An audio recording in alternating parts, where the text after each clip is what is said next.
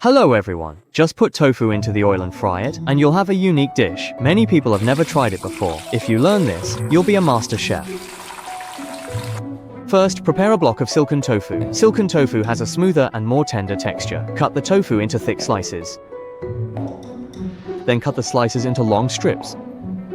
Next, cut them into small square pieces.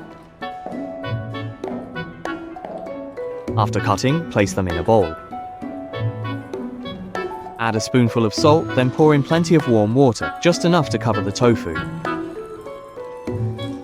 Soak the tofu in the salt water for 5 minutes. This helps remove the beany smell.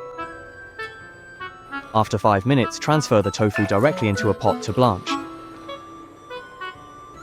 Once the water comes to a boil over high heat, blanch the tofu for about 1 minute. Blanching the tofu like this improves its texture and makes it less likely to break apart. Alright, now drain the tofu to remove excess water. Then rinse the tofu with cold water to prevent it from sticking together. Next, add the tofu to the starch in small batches several times. Gently mix to coat the tofu evenly with a layer of starch. Be careful not to break the tofu. Once coated, it should look like this. Place the tofu on a plate and set aside. Heat oil in a pan. When the oil in the pan reaches about 50% heat, add the tofu coated with starch one by one. Don't let the coated tofu sit for too long, or it will start to release water. Once the tofu has set while frying, gently turn it with a slotted spoon to ensure it cooks evenly.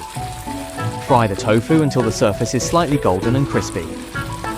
Once fried, remove the tofu from the oil. Then increase the oil temperature.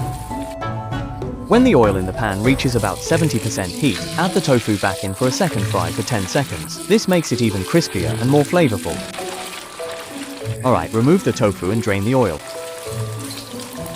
At this point, you can sprinkle some pepper salt or barbecue seasoning and eat it. It's crispy on the outside and tender on the inside, with a wonderful aroma. For an even tastier result, let's move on to the next step.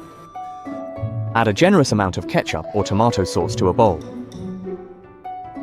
Add a little salt. The purpose of adding salt is to bring out the sweetness.